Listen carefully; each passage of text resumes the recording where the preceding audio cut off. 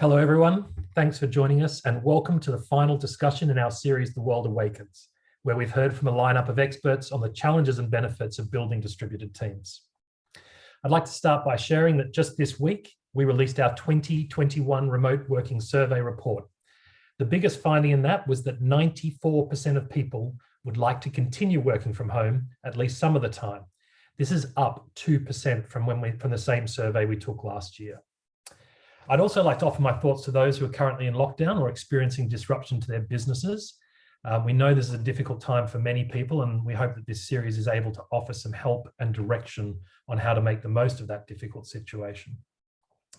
I'm David Holland from Employment Hero, where I focus on helping our clients manage their businesses in the new normal of distributed teams. This series has been designed to explore the opportunities and challenges of managing distributed employment, because we believe the businesses that are able to succeed in a remote-first world will achieve better outcomes for both the business as well as employees and create a more sustainable long-term future. As usual, we have Julia with us today in the background, who will be helping us curate Q&A. So please add your questions using the button on your screen. That's the Q&A button rather than the chat.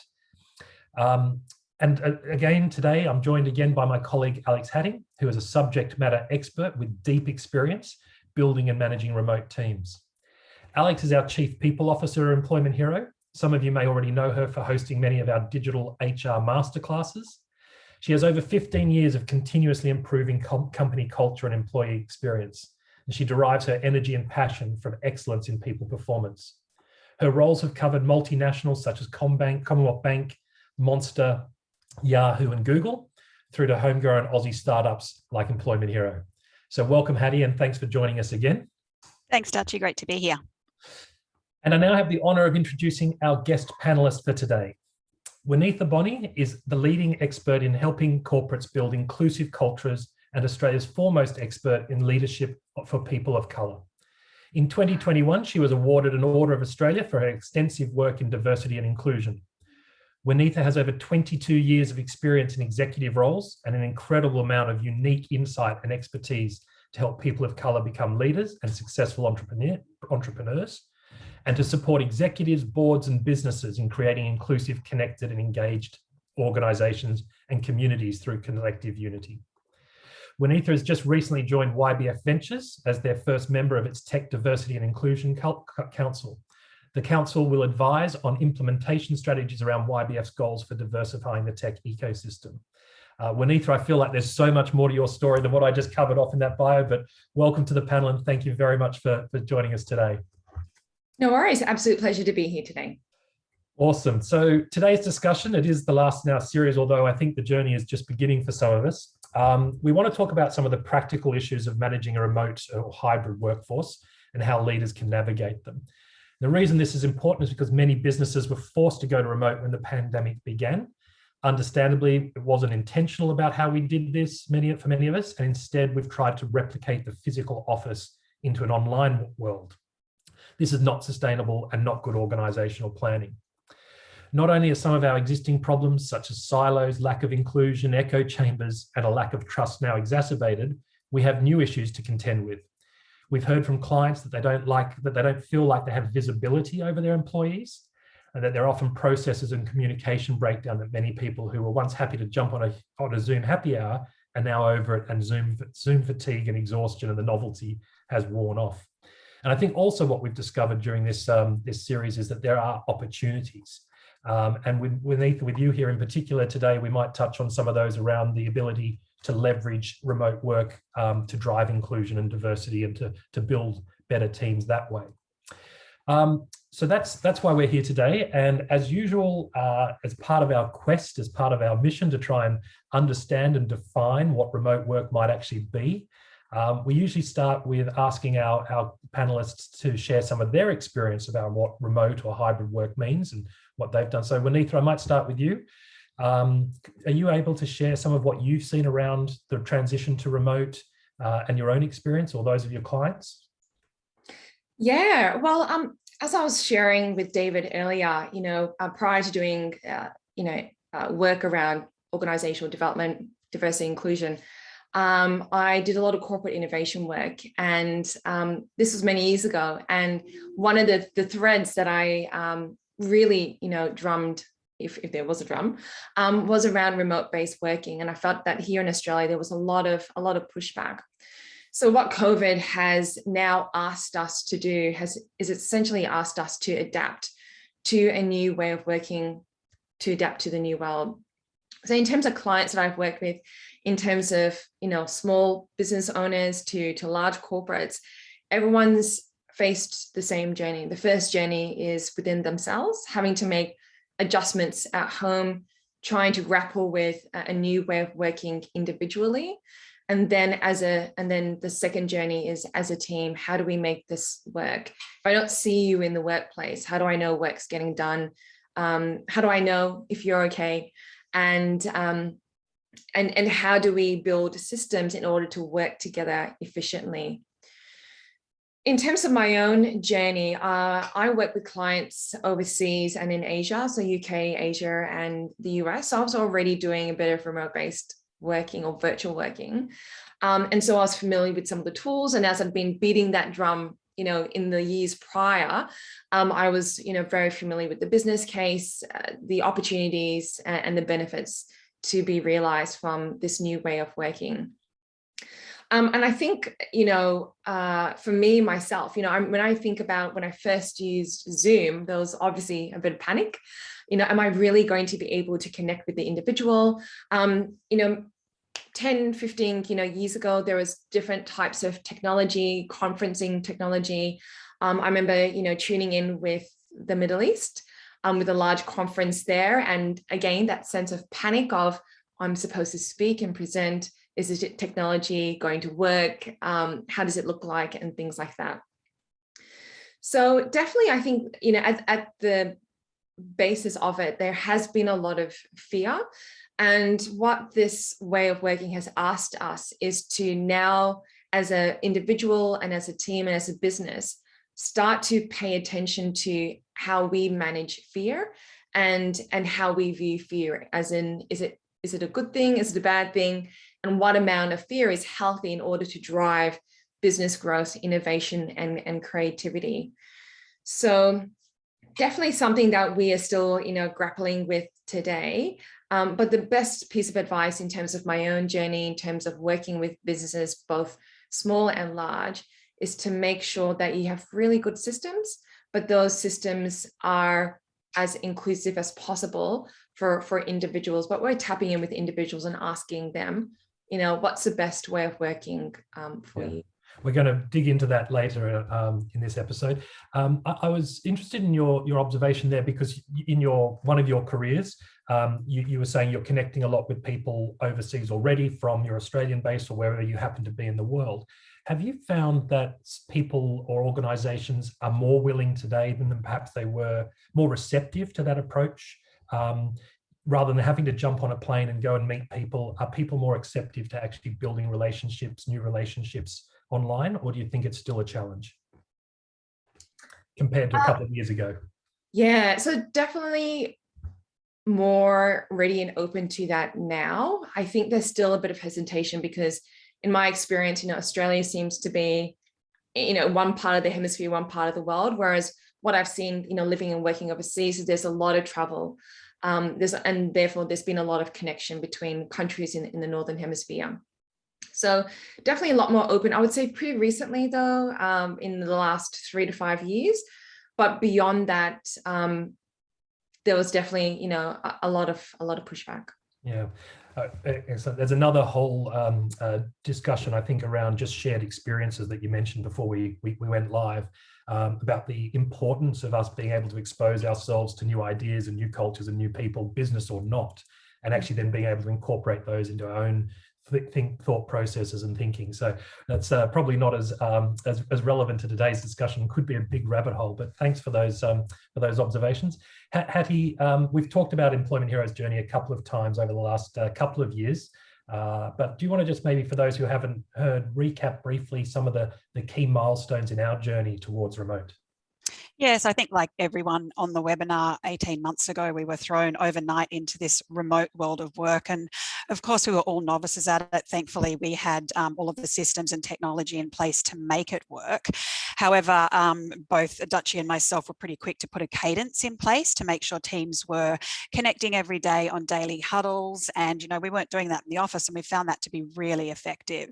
We also pulled together a remote work playbook to really help our employees understand what tools to use in what situation. And we also put in place what we call remote first work principles. So some rules to follow. For example, if one person dials into a meeting, then everyone should dial in. Now, I won't pretend it wasn't a learning curve. We often caught people having a beer on a Friday in our conference room in Sydney, and we'd have to say to them, no, go back to your desk and log into the meeting because you've got other people who have logged in. We had to pivot really quickly to virtual recruitment, which I think all of us have had to deal with, and onboarding as well. How do you really illustrate your culture to your new employees when they're not coming into the office? We introduced weekly company all hands instead of fortnightly. We did a lot of fun virtual social events. Making sure you're recording all of your really important meetings like all hands was really important. And of course, we used our own tool, Employment Hero, with all of the wonderful tools that we had, such as a one-on-one template between managers and employees. And our employee assistance program was really vital to making sure our employees' mental well-being was looked after. We introduced Slido for our weekly all hands to allow questions to be asked for those who might be a bit shy on Zoom. So that was a really great way to open up that forum. And for some reason, prior to remote work and COVID, we were only hiring in Sydney. And thanks to our global teams offering, we're now hiring all over Australia. And next week, we're actually going to be inducting someone in Taiwan. It's just been fabulous. Those hard to fill roles are now, our talent pool has just opened enormously. Yeah, and we were just talking this morning as a team online about how we're going to manage that. And you mentioned that it's a learning curve for us as much as anything. And I think it's looking like that we're going to spend most of the next quarter really trying to double down on our processes and how we recruit remotely, but also operate and empower our teams to work remotely. So we're by no means at the end of the journey, and we're still learning. Thanks for that, Hattie. So look, coming on to today's conversation, we want to try and make this as practical as possible. And I also definitely want to leverage in on some of the opportunities around inclusion in a remote environment. I want to start by just recapping some of the issues. It does feel like we've spent a lot of time in this series talking about some of the problems, and we do want to spend some time on solutions. And certainly a lot of our follow-up resources to this will be focused on solutions. But Alex, I might just stick with you from your HR and your chief people role, and maybe just ask you to maybe highlight some of the biggest challenges perhaps we've experienced, but also what we've heard from our clients and community over the last few months. Oh, absolutely. And look, it really was a learning curve. We're novices and we're learning more and more every day. One of the biggest ones is reading an employee's or a direct report's body language. You don't have that in-person connection. You're connecting with someone over video. So making sure you're engaging in language and asking your employees how they're doing, how happy are they feeling on a scale of 1 to 10 to try and open up that conversation. We've also found that ramping up our reward and recognition program, which we use Employment Hero for, has really made a difference to just shouting out what someone has done fantastically on perhaps another team, and great feedback from how our employees feel really appreciated when they do receive those shout outs, especially from leadership. I think one of the biggest challenges is whole of company connection. We've onboarded hundreds of new heroes over the last 18 months, and a lot of those people have never met in person. So we're going to have a gathering in August. Hopefully we're out of lockdown, and all of us will be meeting a lot of new people for the first time. I think also one of the biggest challenges is making new people feel welcome. And how do they feel and connect to your culture? So we introduce these great welcome packs that really showcase our culture that we send to employees before they start. And they've got all your normal kind of company swag in them, but they also have some fun things like a drink for their first all hands, a roll of toilet paper and some snacks. And it's also really important to ask for feedback. So survey your employees. It's the best way to understand how to improve, and ask them how they're doing when you do that. Yeah, thanks for that. Look, hopefully the toilet paper's become redundant. I did have noticed in this recent lockdown in Sydney that people have been much more sensible with their approach to that. So hopefully that's we've turned the corner on hoarding toilet paper. Thanks for that. And I think that reflects some really practical experience that you've had over the last year and for ourselves and our clients. But Winitha, turning to you, I think there's obviously a lot broader conversation to be had about some of the issues that remote work brings, and maybe you're able to help us a little more deeper and more broadly in terms of some of the struggles that you've observed with people and the challenges of a remote workforce. Yeah, I think the most fundamental one, both in my experience of working with, companies that have a really diverse workforce, but also companies that have teams that work in, other countries and locations, is the biggest challenge is understanding that not everyone works the same way as you do. Not everyone views work the same way, and we all come from different cultures. So I guess a lot of the work that I do with organizations is around understanding cross-cultural connections, particularly when they have teams that are dispersed, globally. And for a lot of the organizations that have been forced to make that shift or have seen the opportunity in hiring, opening up their talent pool and dived into this, like a speeding torpedo, haven't understood the nuances of managing a cross-cultural team, and therefore the impact to the culture, the impact, importantly, to the individual, and doing the work that is required to create a virtual, inclusive environment. There's other different kinds and forms of discrimination. So in the physical workplace, we might have seen some of that behavior played out. But what we're now seeing is, we talk about cyberbullying. Well, now there's cyber discrimination. And it can be something really, really simple and really nuanced, as every time you make a reference to a team, that you're referencing those that are the perceived majority first, as opposed to those that experience marginalization, that you perhaps might be leaving them out altogether, or they might be the last people that you reference. And I see this being played out on LinkedIn all the time. You might have two co-hosts. One is a person from the queer community. One person identifies as being straight. And this person who identifies as being straight is the first name that comes up in their thank yous, in their posts that they're referencing to, and then the person that identifies as being from the pride community.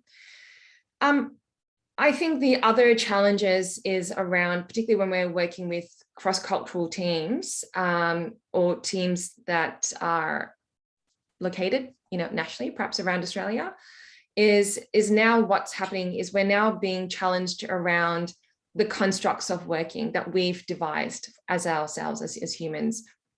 And these tend to be Western and masculine constructs of work, how work is perceived, its place in life, productivity, engagement, outputs, results.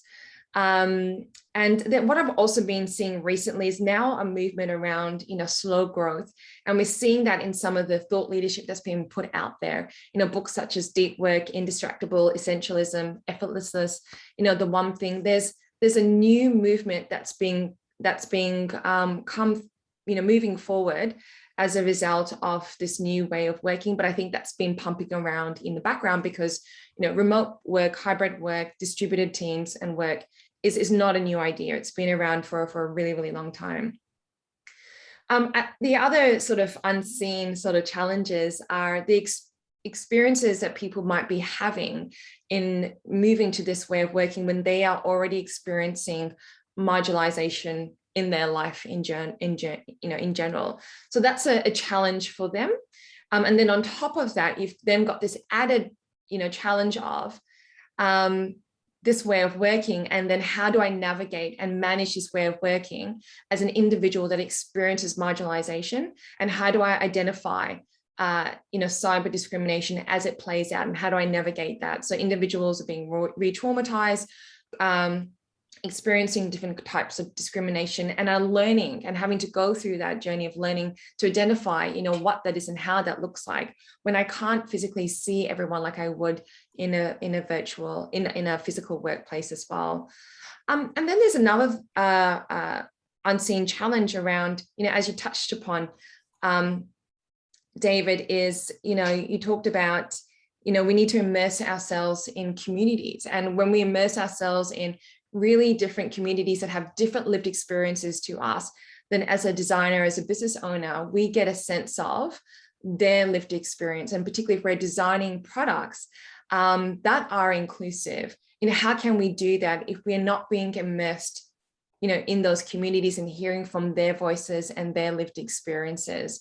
So another challenge for, small businesses, tech businesses that are scaling up and growing really quickly, regardless if it's a tech product or a service, is, I understand when you're in lockdown, it's a little bit difficult, but, with this new way of working, how can we immerse ourselves in those communities so that we can be inclusive in the way that we do business and the types of products and services that are being utilized by others in the community?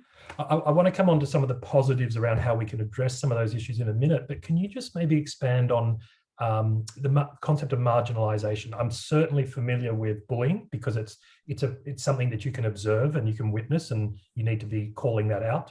Marginalization, though, it's silent. By definition, it's those people who are being pushed to the side, not putting their hands up. How do you see marginalization? How do we monitor and be aware of marginalization? If we've got a business beyond 10 people, how do we find that person that's being pushed to one side? Any ideas around that? Yeah, a really simple thing that you can do is when you're running, meetings or catch-ups, is to have a list of all the attendees. And as each person speaks or shares, is to simply tick their name off.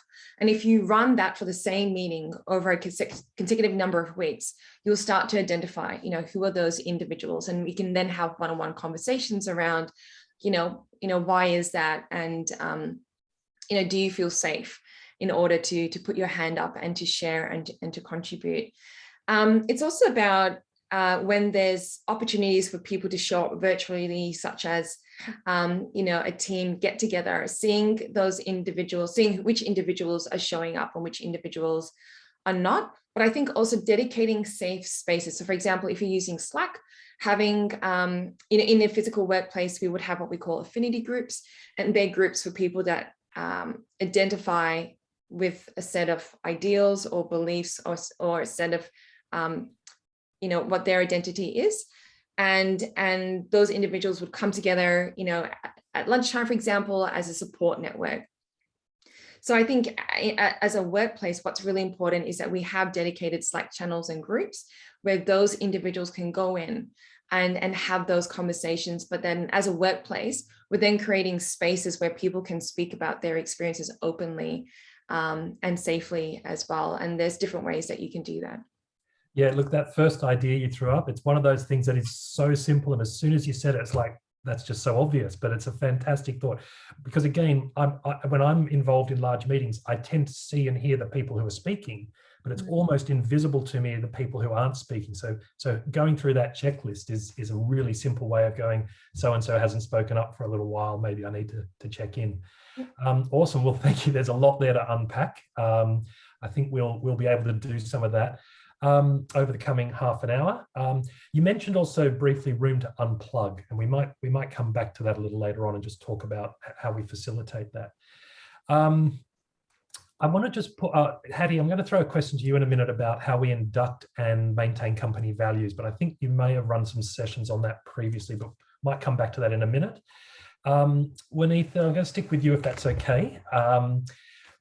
In terms of team dynamics, in terms of the shifts that have happened around broader groups of people now being involved in a company, have you seen the impact of remote work, forced, planned or otherwise, on how people have constructed teams? And have you seen any early indicators of the positives and potential negatives of that? And I appreciate you actually touched on some of the potential negatives, but have we seen more enablement of inclusivity and diversity through remote, or is it still too early to draw any firm conclusions?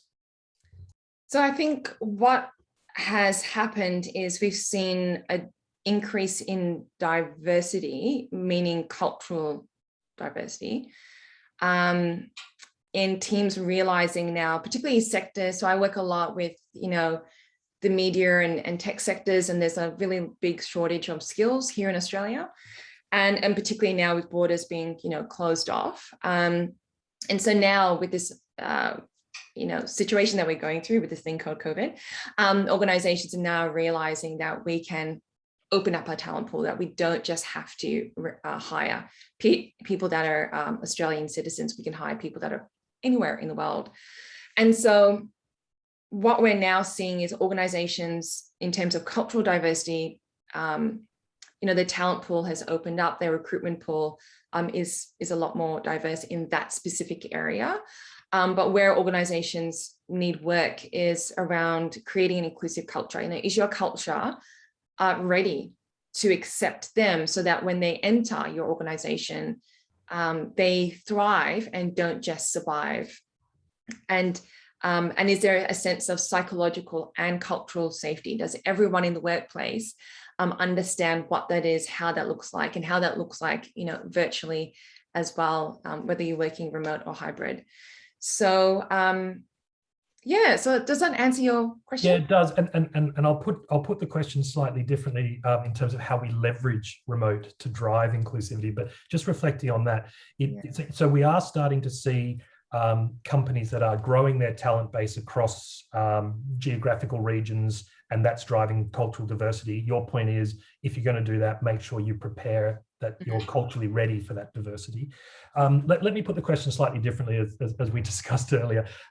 Is remote a way? Are we able to leverage the way that remote work operates in order to help drive inclusion? And, you know, the 9-to-5 commute-based face-to-face office working, that perhaps unbeknown to a lot of us, that actually imposed a whole bunch of restrictions on certain people who can't work well in that environment.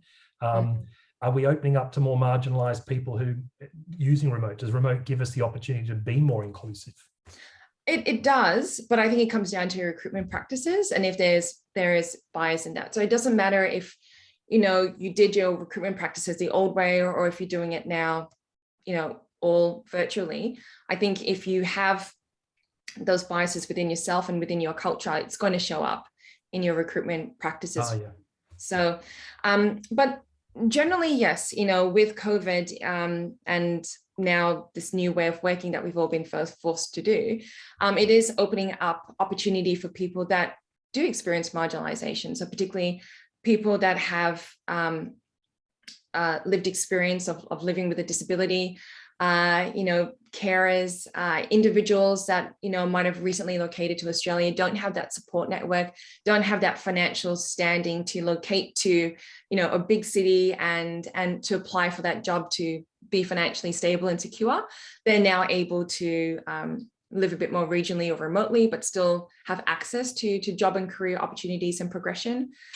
The other thing that I think, you know, Alex touched on before, which was there's this idea around location bias. So a lot of us, you know, we talk about bias in terms of, you know, how we interact with people who are, you know, mothers or identify as being female, etc. But essentially, when we say that we're only hiring if you are an Australian citizen, that in itself is what we call location bias.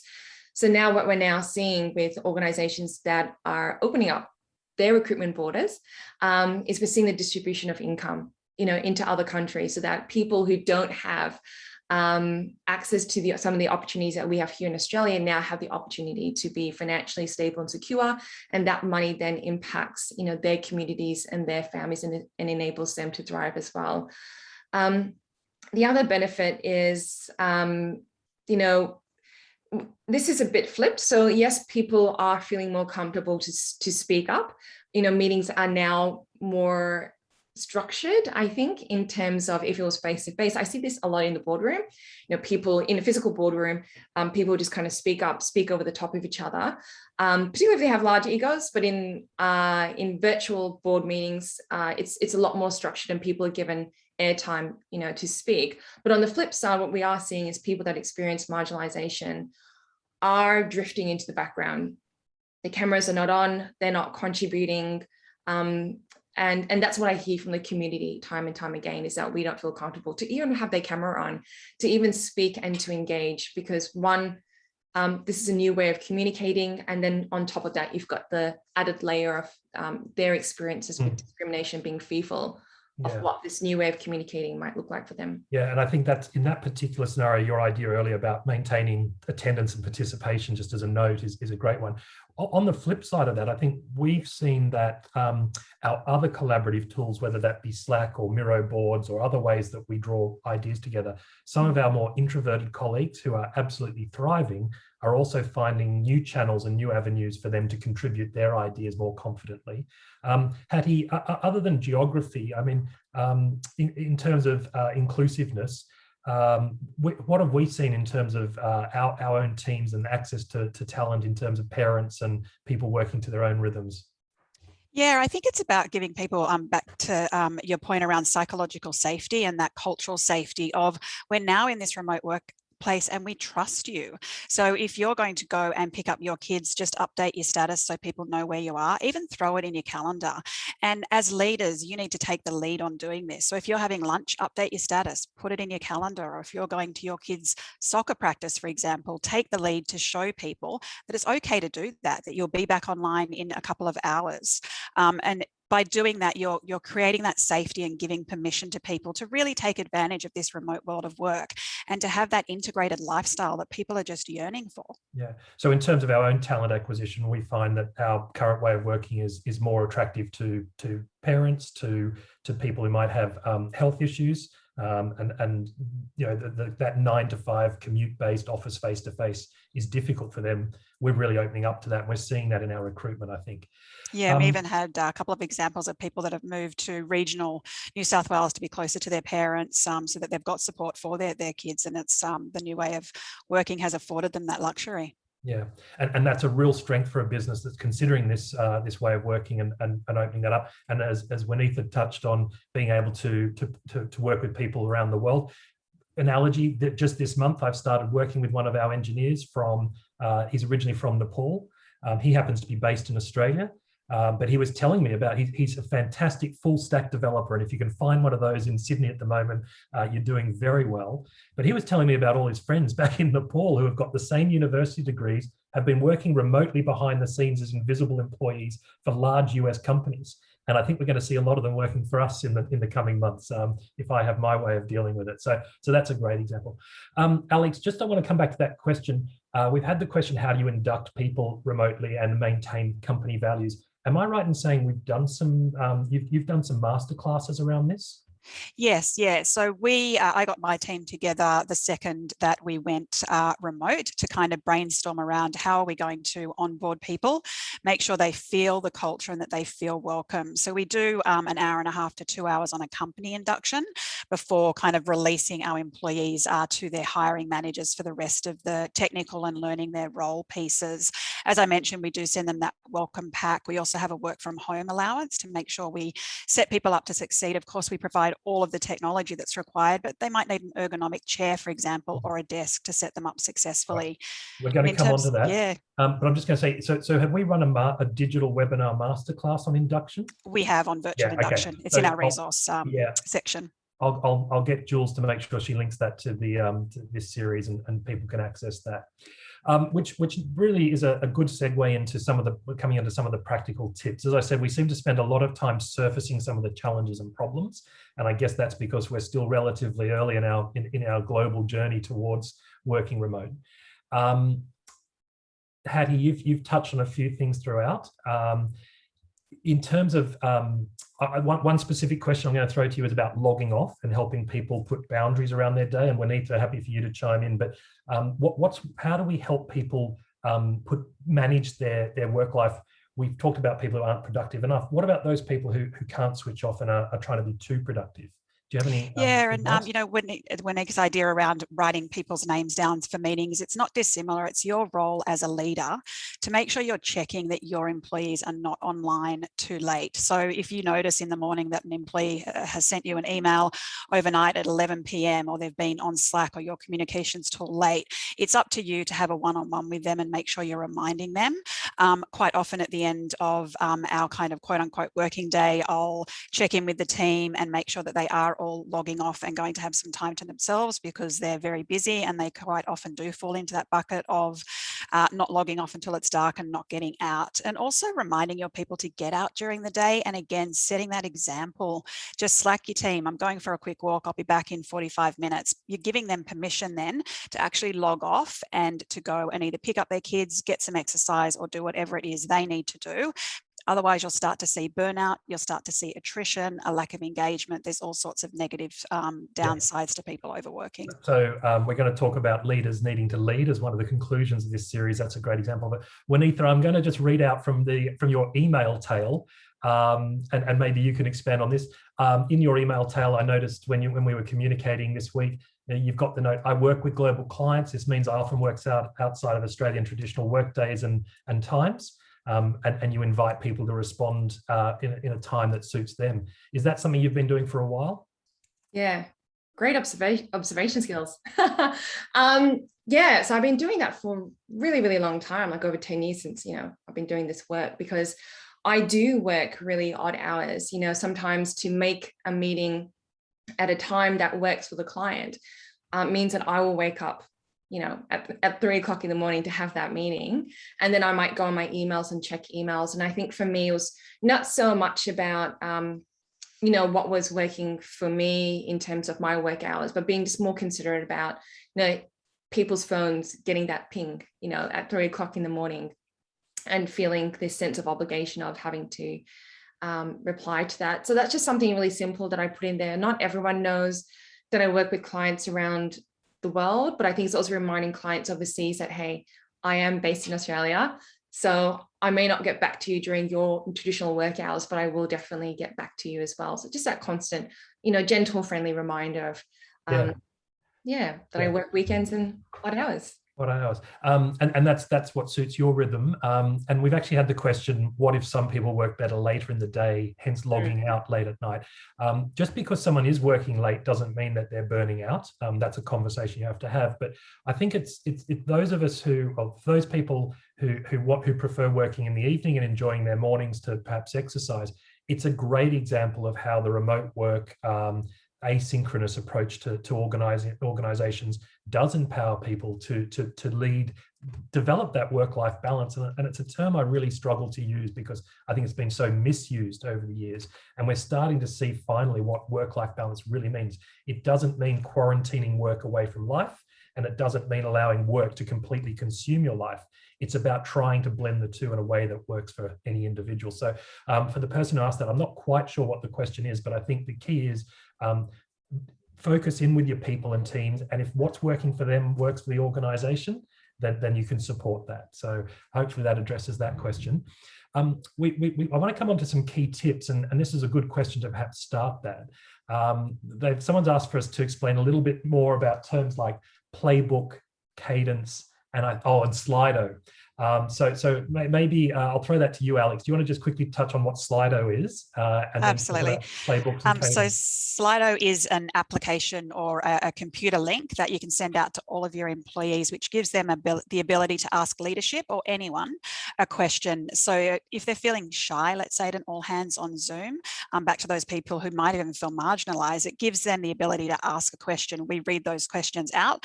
People can also vote on the questions, so that during the all hands, you'll start to see questions flip to the top that other people also would like answered. Of course, you're always going to get some stupid questions in there, but it is what it is, and you just have to take it for what it is. And having your leadership team answer those is really, really good.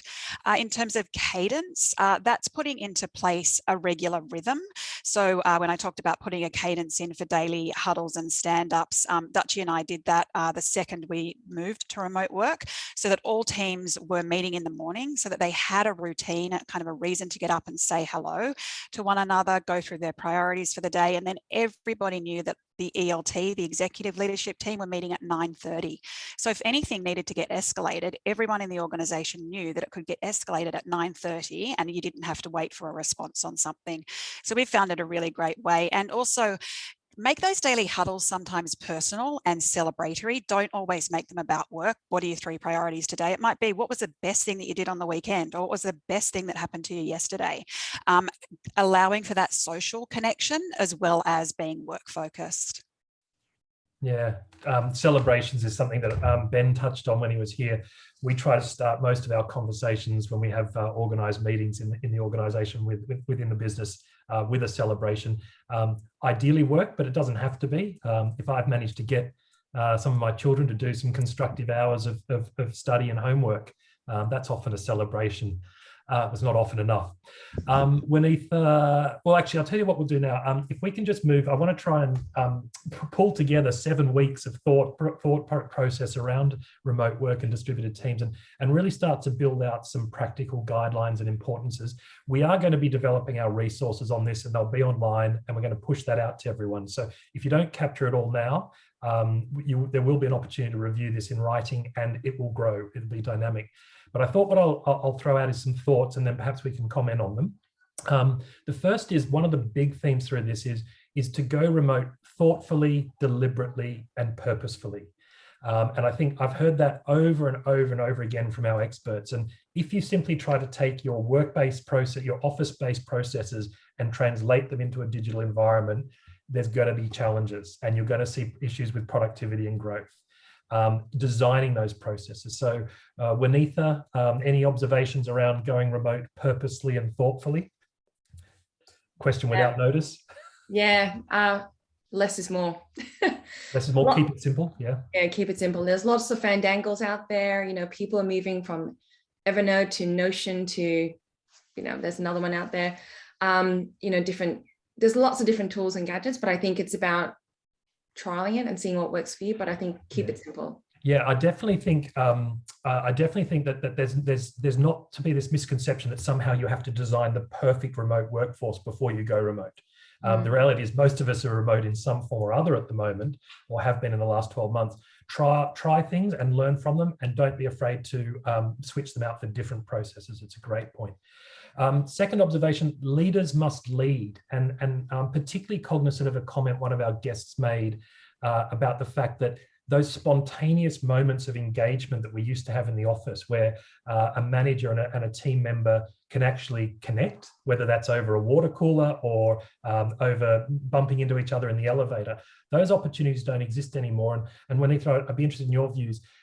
Checking in with team members in a very deliberate way, is that something that you've seen people struggle with, and any tips around how to make that really work? Yeah, I think it's become a pattern of obligation rather than a deep need and desire to check in with the individual. So when lockdown happens, we feel a sense of obligation to say, are you okay? Do you need to talk? As opposed to coming from a really genuine, authentic place. And I find that when we ask people, are you okay? We actually need to ask twice, because people will give, stock standard response. Yep, I'm great. Fine. Yeah. Yeah. And so, yeah, that was actually, I think what that panelist actually mentioned was, you need to broaden the conversation to not just, are you okay? You need to find ways, asking about people on their weekend. So it's your Monday morning, stand up.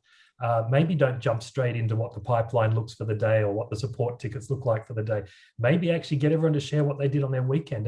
And that can do two things. Firstly, it can highlight people who might actually say I didn't do anything, because that's an indicator. And also it creates an environment which people are prepared to share. And I think that was a big one for us. So when we say leaders must lead, it's not just lead by example, it's really proactively engaging with your teams. The third one I had was cadence, but I think, Hattie, you've probably touched on that. Daily check-ins and stand-ups, weekly all hands, your quarterly rhythm is critical. Is that right? Yeah, absolutely. And start with celebrations would be our big tip there. Don't ignore the celebrations. Surface the issues, but don't forget to acknowledge the wins. And then finally, I wanted to come onto this, and Winitha, you started to go down this route, is I wanted to talk about the tools, the suites of tools that we see around that can help people. And I think from a practical perspective, this is probably one of the areas that we get the most number of questions. So I'd like to try and dig into what everyone's using, but I've divided it into communication, collaboration, diary management or scheduling, and then I want to talk a little bit about Employment Hero at the end. But Winitha, in terms of tools, you mentioned OneNote and those kind of tools. What do you like about, what do they enable for you? How do you use those?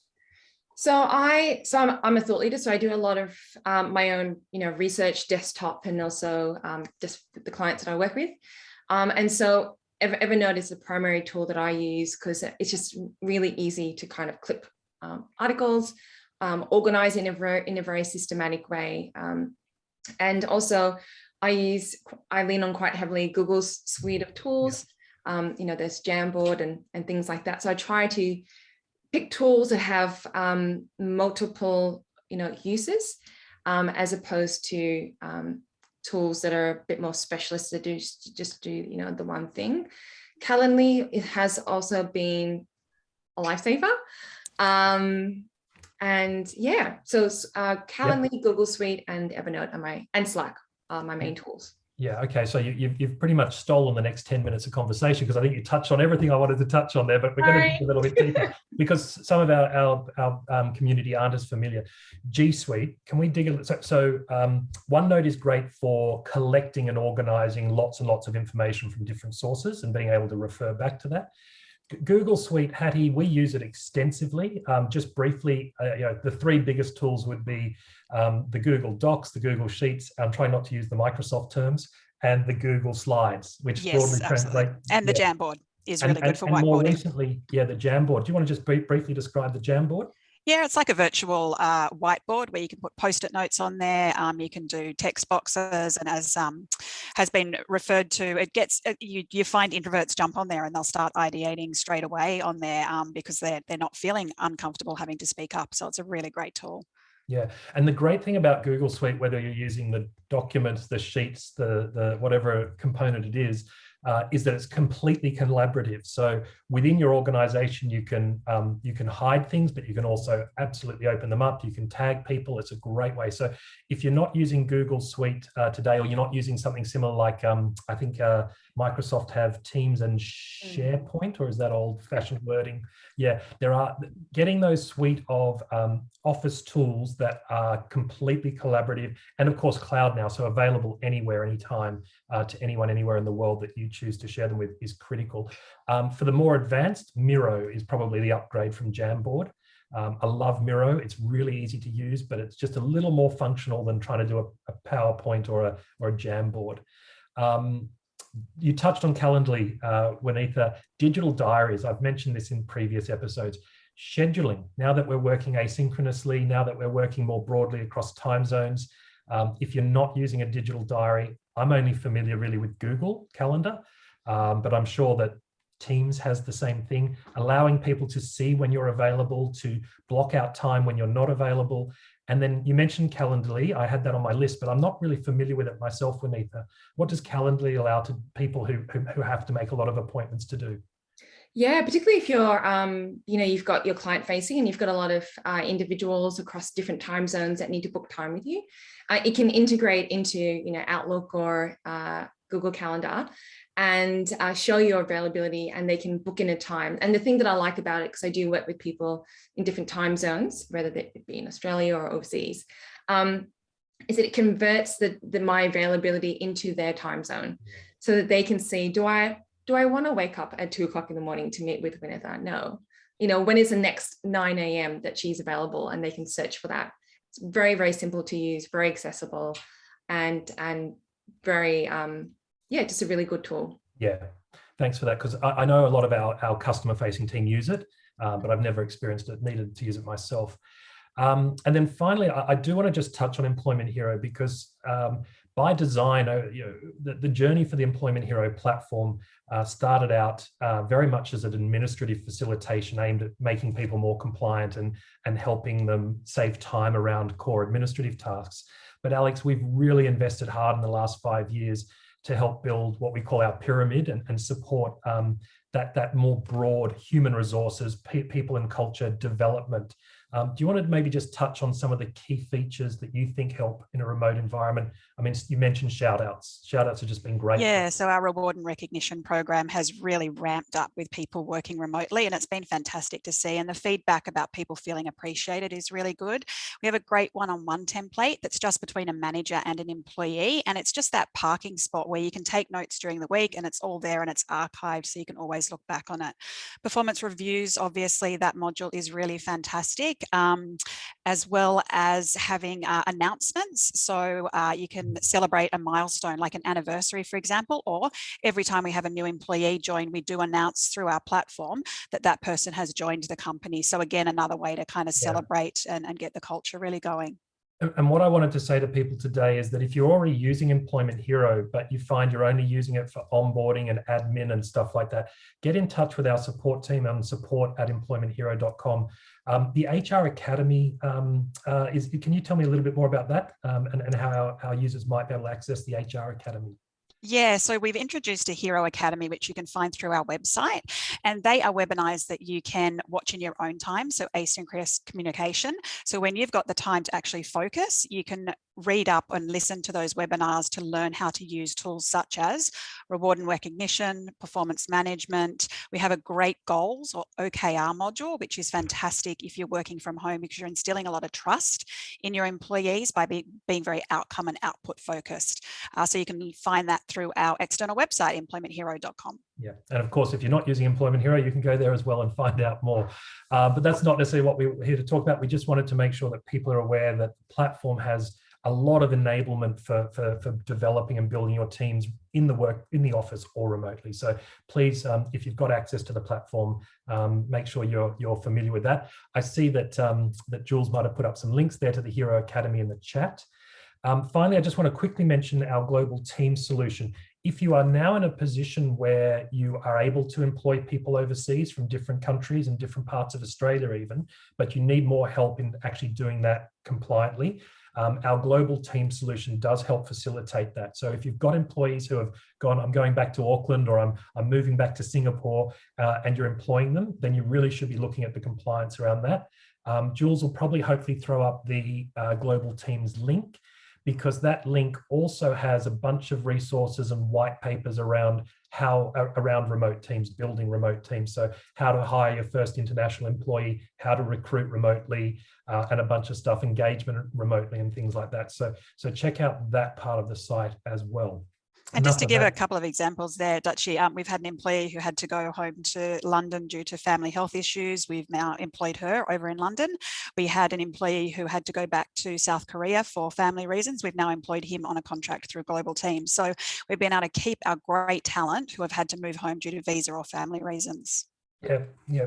And so again, all that information should be available in that link. But enough about the platform and that. I want to come back to some of the topics that we've discussed today as we wrap up. I am keeping an eye on some questions here. People have raised some security issues around cloud platforms, and it is a real consideration.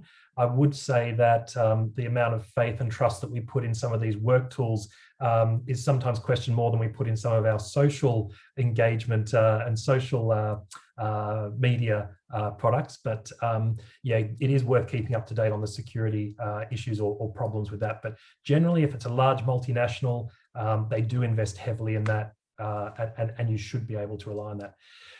Winitha, we started out talking this morning a little bit around some of the challenges and moved on to the opportunities.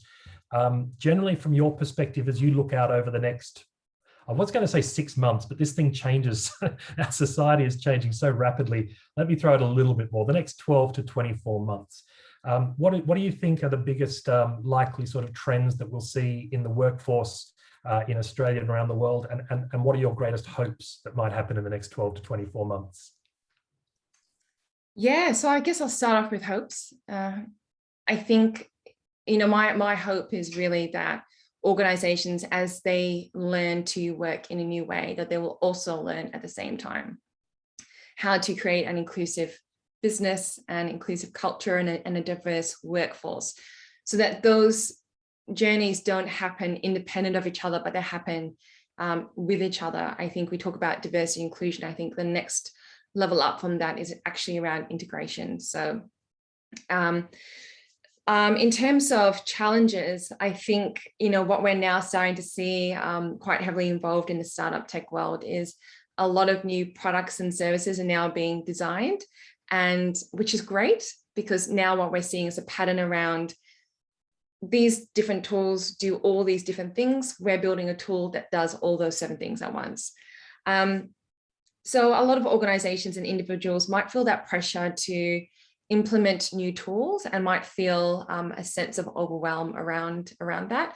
So in terms of the next 12 to 24 months, it's about, in your planning processes, being very clear about what tools or processes or systems that you're using and mastering those first, and not getting too distracted by all these new options that are available to you.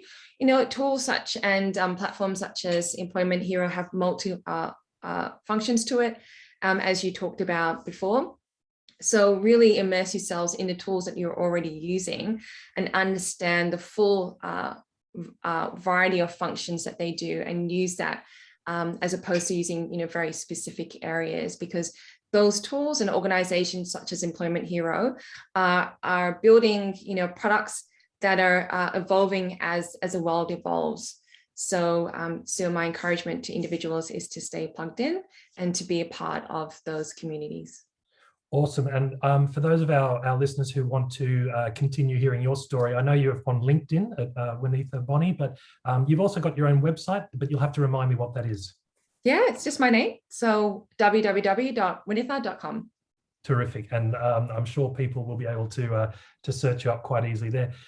Finally, Hattie, your biggest reflection on what you think the next 12 to 24 months is going to hold for businesses in Australia and around the world? Yeah, look, my biggest hope is that leaders and especially CEOs will really embrace the concept of remote work. If you don't, you are going to lose talent.